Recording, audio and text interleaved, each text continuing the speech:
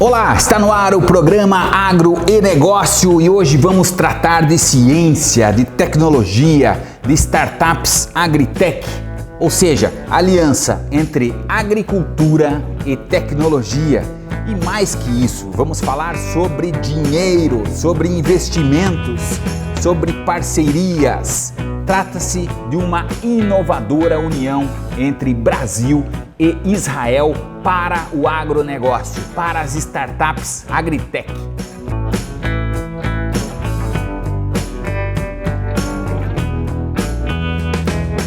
É isso aí, eu sou o Ricardo Vegrezinovski, o Ricardo Veg, jornalista multimídia empolgado com a vida, e este é o programa Agro e Negócio, edição especial sobre a cooperação Brasil-Israel para o fomento de novas tecnologias voltadas ao agronegócio.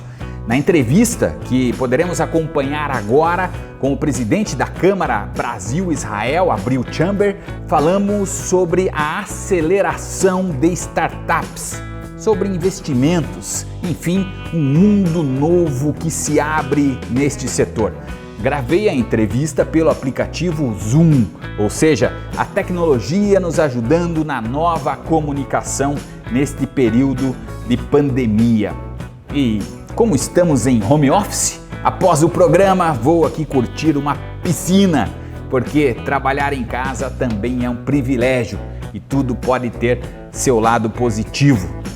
Bom, antes de pular na piscina, dar uma peneiradinha ali na água e tal, dar uma limpada e também cortar a grama. Vamos ser sinceros que a gente em casa trabalha mais do que se tivesse nos estúdios, enfim, nos escritórios, e passar uma VAP também nos muros. E que venha logo a vacina, pelo amor de Deus. Saudades de rever pessoalmente os amigos, de viajar pelas fazendas, pela produção, ver de perto esse Brasil que dá certo, ver a nossa soja, nosso milho, a nossa laranja, as nossas hortaliças, enfim, as granjas, o leite, tudo que a agricultura traz de bom para nós. Saudades.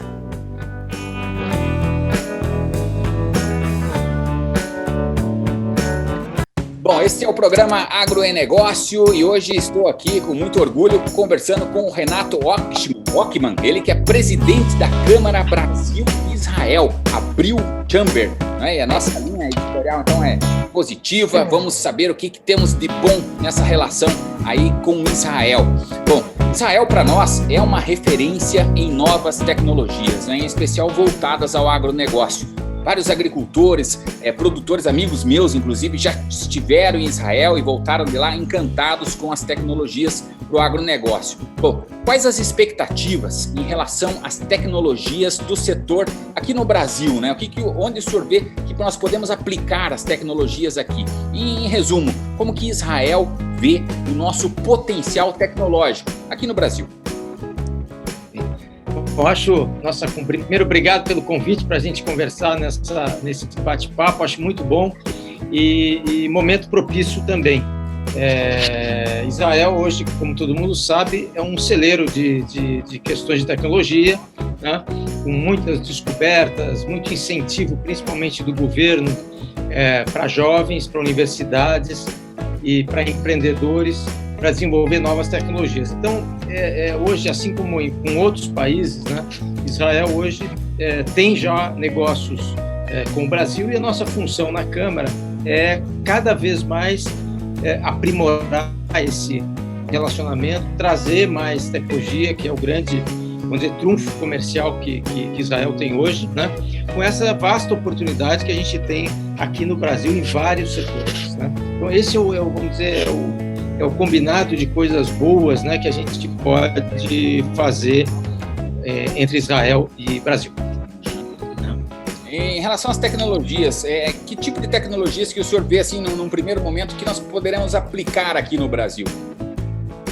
Tá.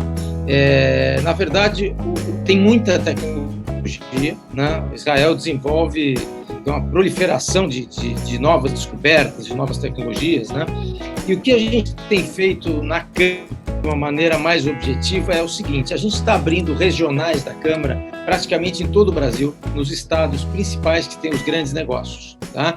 E com isso, o que a gente faz? A gente faz uma descentralização da Câmara, e em cada estado que a gente se instala, a gente detecta quais são as necessidades daquele estado em termos de negócio, né, para poder aproximar essa tecnologia vinda de Israel, né? Então, por exemplo, nós abrimos esse mês de novembro 2 regionais que já estão aparecendo muitos interessados, muitos negócios, que é Mato Grosso, onde a gente tem a questão do agrobusiness aí pujante no Brasil, com uma avenida de coisas, de oportunidades, e no Amazonas, né, que é a nossa grande regional, que foi inaugurada agora no dia 26, onde cada uma dessas a gente tem um diretor, e ali no Amazonas a gente tem muita coisa, né? Então, e basicamente, como tem muita tecnologia, né, a gente foca basicamente em 3 pontos nesse momento, tá? Uma é a tecnologia, e cada uma dessas, obviamente, tem uma ramificação, né? Uma que vai ajudar muito na Amazônia, que é a questão da telemedicina, tá? Onde a população, de uma forma muito mais fácil, né, e menos onerosa, vai ter acesso à telemedicina, tá? Uma outra questão que pega bem também, que vai muito, é a questão da segurança, né?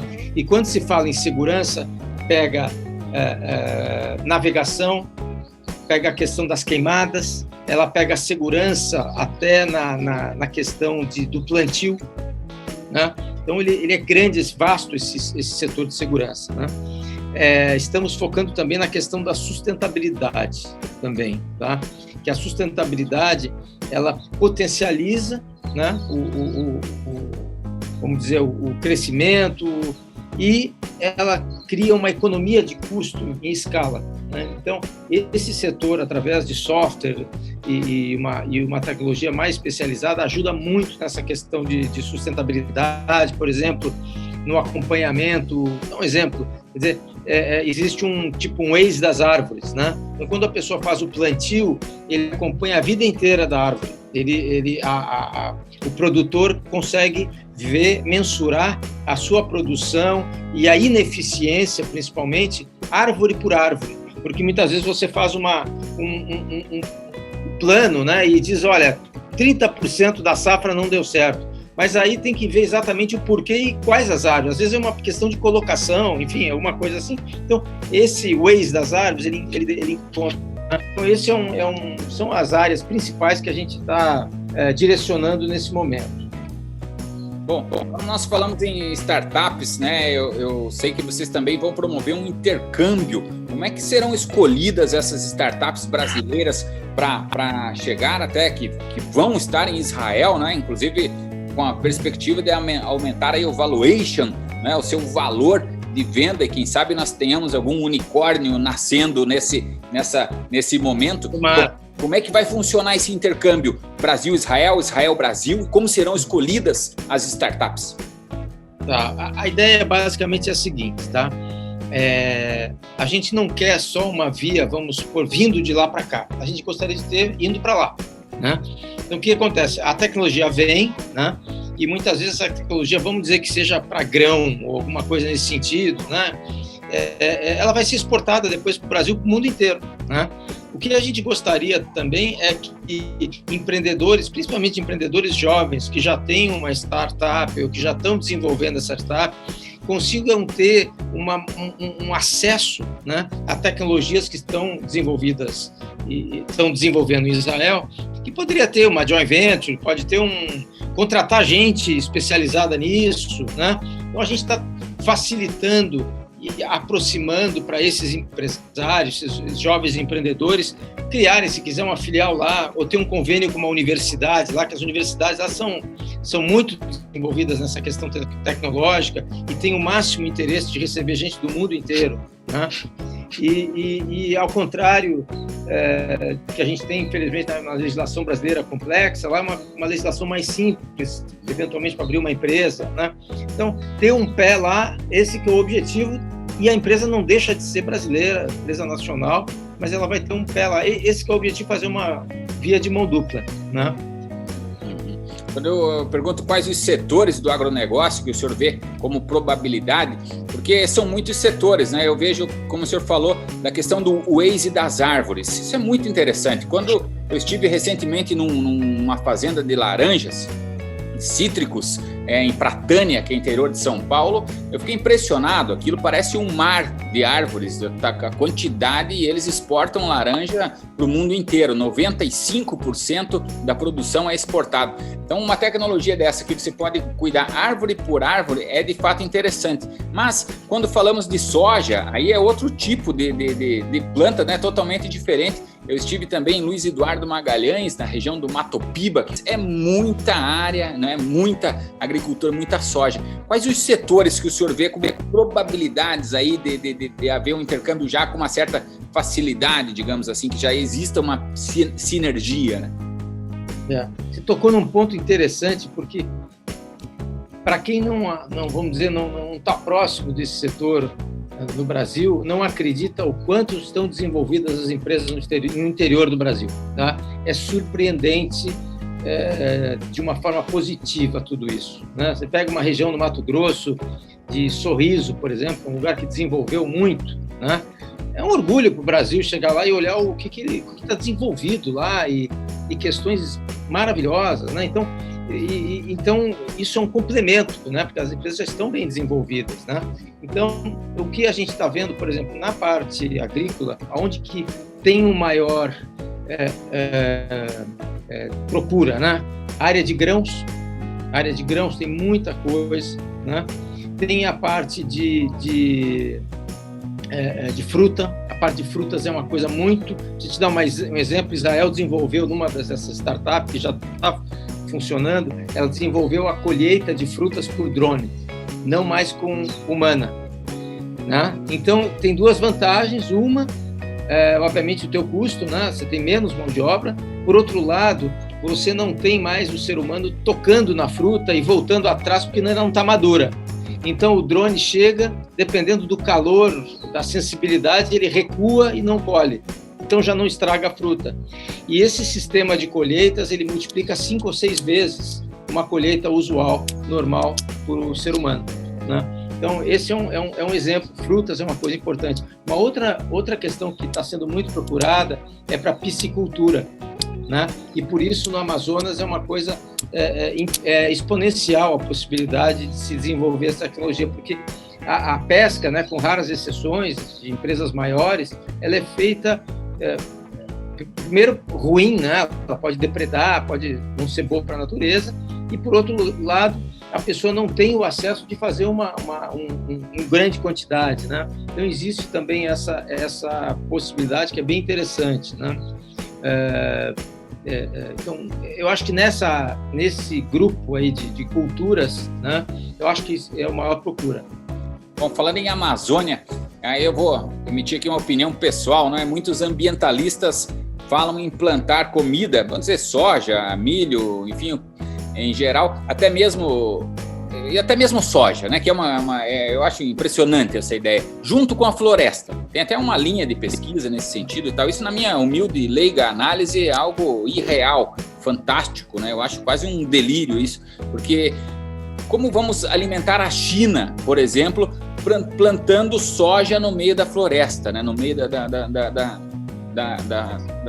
árvores nativas? Como que o senhor imagina uma relação da nossa Amazônia, que tem a sua importância mundial, né, com o agronegócio? É possível haver uma sinergia do agronegócio com a Amazônia? Olha, sem obviamente entrar, eu não sou um expert na parte política de tudo isso, né? Mas eu acho que tudo que é feito de uma forma planejada e respeitando a natureza, né, com as suas particularidades, vai para frente. Né? Então, essa cultura, vamos dizer, dessa forma, a gente tem que analisar se é vamos dizer, aquela monocultura ou uma coisa só de subsistência, que aí é outra coisa. Agora, em larga escala, obviamente, tem que se avaliar tudo isso, né?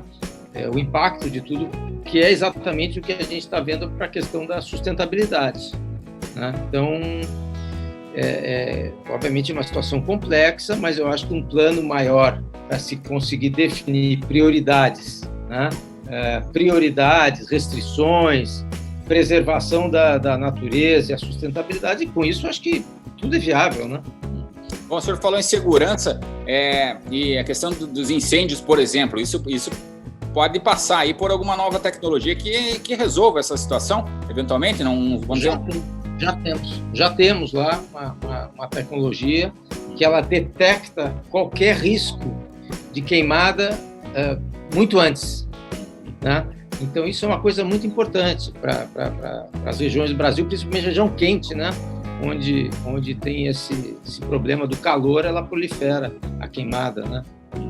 Então... eu tive uma vez sobrevoando com um avião da FAB, a Força Aérea Brasileira, e um dos radares era por meio de sensores de calor, justamente. Então, suponho que seja por aí essa tecnologia, né? Exato.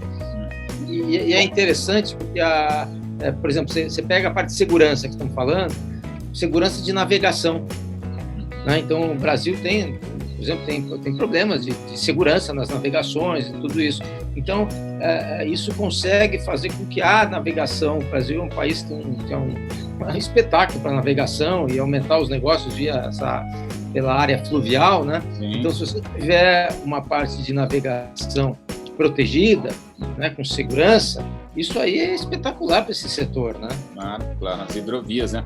Bom, uma curiosidade, eu nunca tive em Israel, como é que funcionam as aceleradoras de startups lá em Israel, né? Os hubs, as startups do agronegócio, vamos dizer. Só para ilustrar, em Luiz Eduardo Magalhães, é uma grande aceleradora ali de um amigo meu, inclusive, chamada Ciclo Agritech, gerenciada lá pelo Pompeu Escola. Eles têm uma fazenda experimental, né, que fica próximo à fazenda da família Caçuia.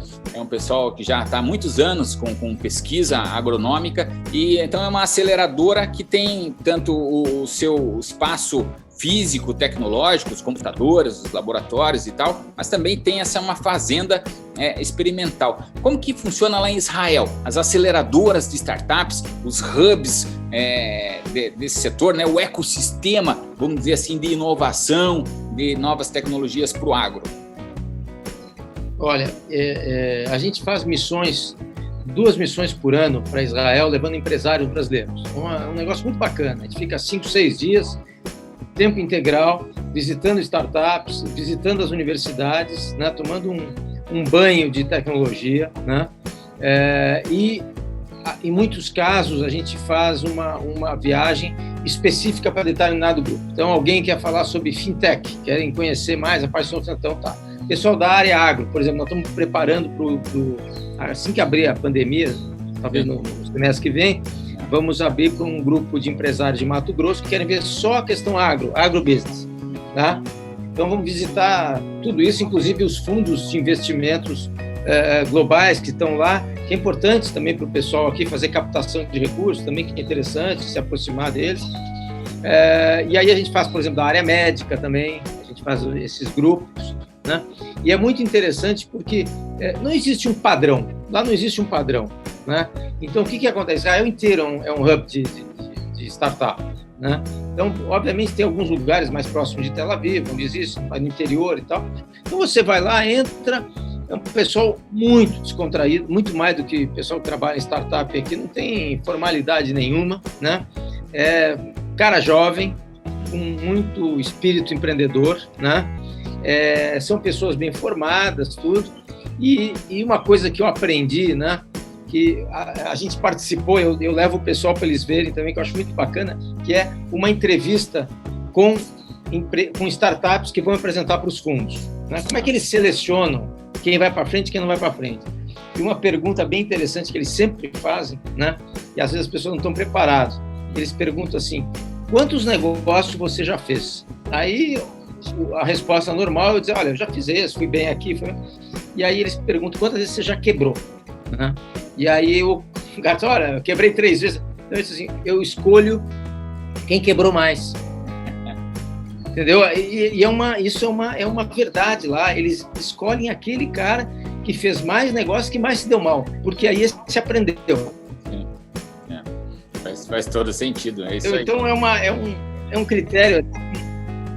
É um critério assim muito diferente, despojado. Ele é um critério onde você não tem pisar em ovos, né? Eles são muito diretos, Então, assim que funciona, né? E não existe assim vamos dizer, uma regra para poder formar tudo isso. Cada um tem no seu canto, estuda, vai atrás, faz, né? E sai nadando sozinho, né? Então, uns vão para frente, outros não vão, como em qualquer parte do mundo. É isso aí. Então, quando a gente fala em startup, um dos pontos, normalmente, também uma pergunta que se faz é qual a solução para qual dor, né? O que a pessoa vai resolver, né? Qual o problema que você vai resolver com a tua startup? E aqui no Brasil nós temos alguns problemas clássicos, né? O senhor até citou ali a questão da navegação, das hidrovias, mas vamos abranger para a logística no geral. Eu fico chateado quando eu pego uma estrada e não vejo um trilho de trem em paralelo, sabe? Mas enfim, como disseram meus professores da Fundação Getúlio Vargas, no Brasil temos tudo por fazer. Então, de fato, né? Por exemplo, trem tem tudo para fazer aqui ainda, mas há problemas clássicos, como é o caso da logística, cuja solução aí me parece passar pelos governos, na minha humilde análise. Mas nós somos aqui lentos assim como elefantes com preguiça, parece. Sabe, me agonia isso. O senhor poderia comentar esse fato? O senhor que tem essa experiência internacional de um país que está altamente em desenvolvimento, né, se reconstruindo, se reconstruiu e já está muito à frente de nós aqui em termos de tecnologia. Como se resolve problemas estruturais do agronegócio? Por exemplo, a questão da logística, talvez a questão hídrica, não é, como levar água, enfim.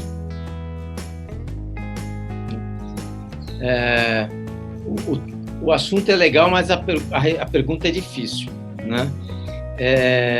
Eu acho que, assim como é a questão do agro, a gente tem uma questão também de mobilidade nas grandes cidades, né? São Paulo, exemplo, você não tem um metrô para o pessoal poder ir trabalhar. Então é uma complexidade isso.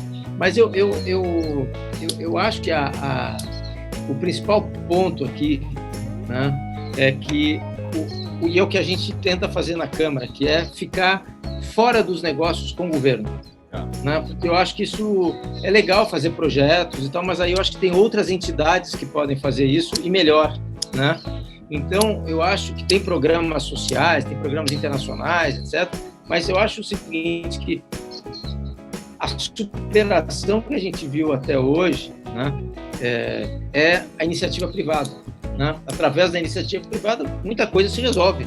O agrobusiness hoje no Brasil é 100% privado. Ele deixou de lado os problemas e vamos embora. Quer dizer, nessa pandemia, o setor de agro bombou aqui no Brasil. Então, eu acho o seguinte, essas parcerias privada-privada, né, é o que, na minha opinião, é o que funciona, né? Então, deixa a margem, não dá para discutir coisas que se o país conseguiu ou não fazer, aí uma discussão, sei lá, política, enfim. Mas eu acho que a iniciativa privada é ótima, dá um show, né? Então, eu acho que é por aí que é o jeito de a gente ter por exemplo, você citou o exemplo lá na Bahia e tal, iniciativa privada, o cara foi lá, investiu, fez. Então, a iniciativa privada está de parabéns no Brasil por ter feito tudo isso, né? Com certeza. Agora, me ocorreu aqui uma analogia, esse elefante gigante com preguiça tem 600 pernas, são 513 deputados e 81 senadores. E cada um deles puxa um pouquinho para cá, puxa um pouquinho para lá, e o elefante não consegue se movimentar. Mas enfim, isso um dia, quem sabe, a gente muda. Eu concordo com o senhor quando o senhor fala a respeito da iniciativa privada. De fato, é outra cabeça, é outro time, é outro pique, é outra necessidade, outra vontade, por aí também o caminho. Muito bom ouvir a sua opinião sobre isso. Bom, em termos de biotecnologia, né? A gente fala em tecnologia, une a palavra bio, vem biotecnologia, e nós temos aí alguns gargalos, como a proliferação de pragas, né, que, enfim, existe, sejam ervas daninhas, não é muito o caso aqui no Brasil, mas temos aqui problemas com as daninhas e também com os insetos. E um susto que nós tivemos recentemente, e agora voltou, né, foram os milhões, bilhões, os zilhões de gafanhotos que nos apavoram aqui, né? Agora eles estão aqui na fronteira da Argentina com o Rio Grande do Sul. Bom, Israel já avançou nesses setores, né, já teve problemas, enfrentou problemas nesse sentido? Olha, Israel tem muito avançado nesse setor de biotecnologia, muito avançado. Tem muitas descobertas e a biotecnologia ela é imensa, né? É muito grande as opções, né?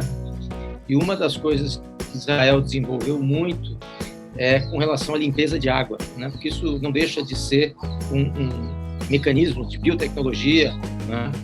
Que a água ela traz os resíduos, tá? Todos esses problemas que proliferam depois em relação a mosquito, todas isso que você tinha levantado.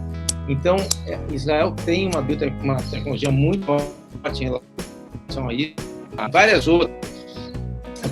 Por exemplo, agora se detecta, eles têm um sistema, né, que ele, por imagens de satélite e através de algoritmos, eles conseguem detectar em determinadas regiões, né, as dificuldades da natureza, dificuldades naturais.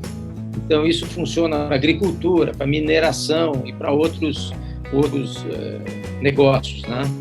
Então, e a biotecnologia é extremamente desenvolvida lá, né?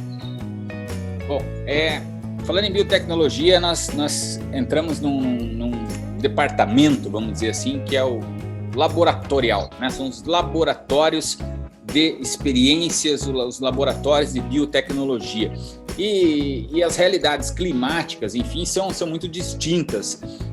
Nós temos a probabilidade de laboratórios israelenses virem se instalar aqui no Brasil, né, para poder estudar o nosso clima, desenvolver estudos científicos voltados ao agronegócio brasileiro, porque são distintas as situações da natureza, né, climáticas, etc. e tal. Resumo, temos possibilidade de laboratórios israelenses virem para cá estudar o nosso agronegócio? Olha, eu vou dizer, pelo avanço que eles estão em termos de tecnologia, eu acho que eles não precisam mais vir para cá, tá? Por quê? Porque eles estando lá, eles servem aqui também, tá? Para os laboratórios virem para cá, também passa por um escrutínio de legislação, de uma série de coisas, né? E hoje, para você ter uma ideia, nós apresentamos agora na Amazônia uma startup que já está indo em funcionamento, de uma certa forma, em que ela tem uma tecnologia de microgravidade e ela cria medicamentos no espaço. Ela vai, conforme a necessidade, ele vai criando, conforme as pessoas, enfim, e ele vai descobrindo isso até por algoritmo, e a taxa de sucesso é mais alta do que em laboratórios tradicionais. Tá? Então, ela é um laboratório em nuvem, né? Então, isso foge o conceito, né, de um negócio trazer para ser um negócio doméstico. Ele pode ser um negócio, vamos dizer, overseas, como se fala, e ele atender o mundo inteiro. Tá?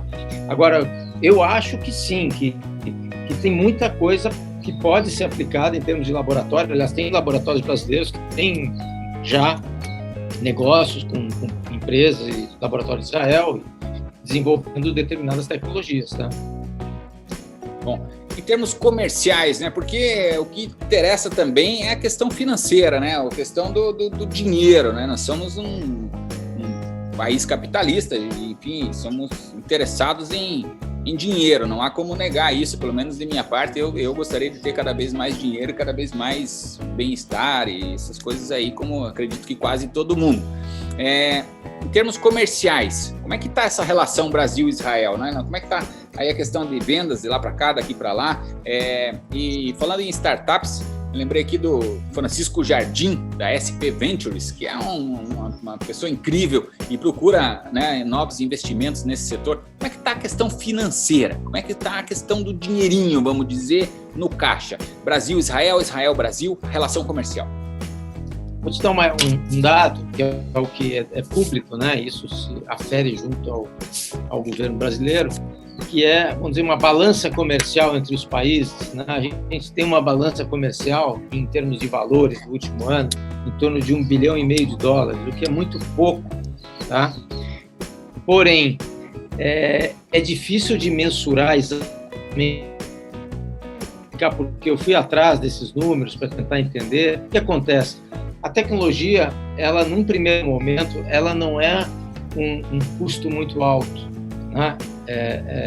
O que ela gera depois é que vira uma balança comercial muito forte. Então, você consegue, vamos supor, uma tecnologia boa para desenvolver questões ligadas ao... Né? Esse arroz vai para a China, ele vai para a Ásia, ele vai para a Europa, ele vai para os Estados Unidos, vai para uma série de áreas. Né? A tecnologia em si não custou muito. Agora, o que acontece também? A maior parte dos startups de Israel que deram certo, tá? Eles acabaram fazendo a seu IPO, a sua abertura de capital, na Bolsa, na Nasdaq, nos Estados Unidos. Essas empresas tornaram-se americanas, tá? Ou por questão de estruturas societárias dessas empresas, eles abriram, vamos dizer, a sua matriz, mudaram para a Europa, país da Europa. Então, o que acontece? Ela sai da balança comercial Israel-Brasil, né? E ela entra para a balança comercial do país onde ela tem a sede ou onde ela tem abriu capital. Então, isso é um dado bem interessante para a dificuldade de mensurar o tamanho do negócio. Mas hoje, cada vez mais, os negócios são maiores, né? Globalizados. Né? O volume que é difícil de apurar, né? Isso aí. Bom, eu tinha uma pergunta aqui, mas eu vou não vou fazê-la, vou só comentar aqui. A pergunta seria assim: é muito difícil conviver com o nosso emaranhado de leis? Eu vejo que o Brasil é considerado um país fechado por, vamos dizer, 2 exemplos básicos. Assim. Nosso emaranhado de leis, nós temos leis municipais, 6.000 e tantos municípios, cada um com suas leis. Estados, né, são 27 estados, aí, considerando o Distrito Federal, cada um com as suas leis. O governo federal também com as suas leis, leis ambientais, cada uma dessas esferas tem as suas. No Brasil, agora não lembro o número, se eu não me engano, nós temos mais de 100.000 leis em vigor, considerando todas essas. Se eu não me engano, são produzidas por dia no Brasil, numa média, se eu não me engano, são 8.000 leis. Tá, mas não vamos dizer por dia, que seja por mês. Isso daqui não é para amador, né? É uma coisa complicada, né? É muito difícil conviver com esse emaranhado de leis. E também um outro fator que faz o Brasil ser um país fechado é a questão linguística. Queria só que o senhor comentasse esse fator Brasil, um país fechado. Olha, eu vou te falar, sou advogado, né? Também, ou melhor, sou advogado e também sou presidente da Câmara. Então a gente vive isso há muitos anos, né? O que acontece? A estrutura, é verdade, a estrutura, vamos dizer, legislativa do Brasil é complexa, né? Porque a Constituição faculta essa legislação municipal, estadual, federal, né? Muitas delas têm um conflito, muitas delas têm lacunas e aí você não sabe como interpretar, mas isso, como é que eu vou dizer, a tendência, né? A tendência, ela, se continuar, só cada vez fica mais complexa, né? A gente está agora com uma proposta de reforma tributária, tomara que consiga aprovar de uma forma boa, que vai ser uma grande vantagem para os negócios, que o pessoal que investe no exterior, com certeza, uma dificuldade de entender várias coisas, né? E nós também, né? Mas poderia ser mais fácil, né? Por exemplo, se demora, agora o governo aqui no São Paulo conseguiu uma forma de criar empresas mais rápidas, né? Mas aí você tem a questão de limites CNPJ, essa coisa toda que demora um pouco, então a gente não consegue criar uma empresa antes de 30, 40 dias, né? No exterior, em 1 dia, 2 dias, você tem a empresa criada com todas as autorizações, né? Então, isso inibe, obviamente, de alguma forma, o investidor, né? Bom, estamos conversando aqui com o Renato Oschmann, ele que é presidente da Câmara Brasil-Israel, e para mantermos o nosso otimismo, né, nós estamos trazendo notícias boas, que é uma parceria Brasil-Israel para startups do agronegócio. Israel é um país muito desenvolvido em tecnologia e eu gostaria de encerrar abrindo para o senhor falar, enfim, o que o senhor gostaria de falar aqui para o agro brasileiro, né? Nós estamos aí com uma abrangência interessante para televisão, para rádio, para podcast, para internet. Eu gostaria de ouvi-lo Sobre essas novidades aí, o que nós temos de notícia boa, né? Porque o agronegócio é uma vertente de notícias boas e a Câmara Brasil-Israel está trazendo mais notícias boas, né? Isso é empolgante. Bom, por gentileza, é uma satisfação ouvi-lo. Que bom. Eu acho que a primeira coisa eu queria era, assim, ser solidário e dar os parabéns aos empresários do agrobusiness no Brasil, porque eles estão de parabéns, a gente tira o chapéu pelo trabalho que eles estão fazendo.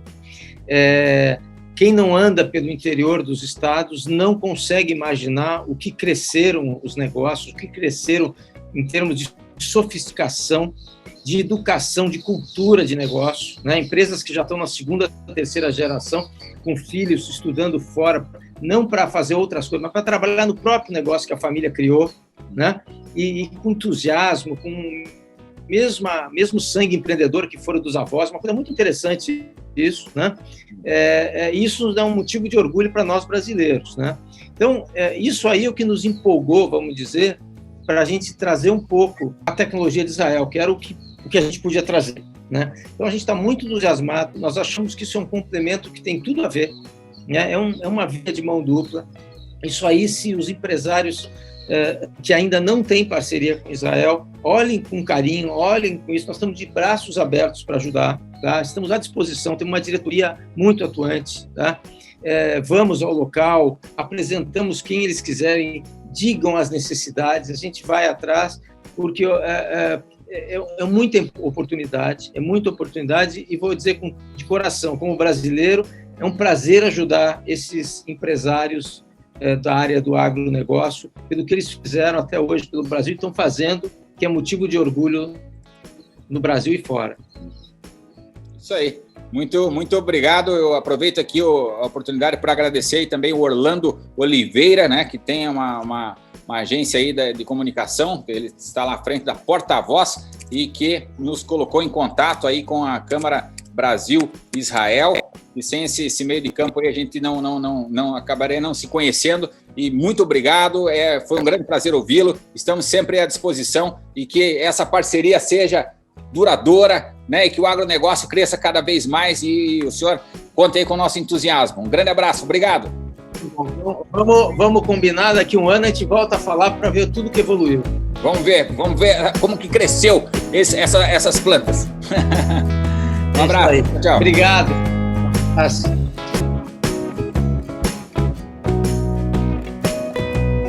É isso aí, este é o programa Agro e Negócio, estamos pela TV Vila Velha, também pela Sensações Web Rádio e em podcast, pela Apple Podcast, pela Gigante Spotify, pela Google Podcast, pela Omni Studio, também na internet, no LinkedIn, Facebook, em todos os grupos do agronegócio e também listas de transmissão de WhatsApp e, é claro, nas rádios parceiras aí no Dial para você sintonizar.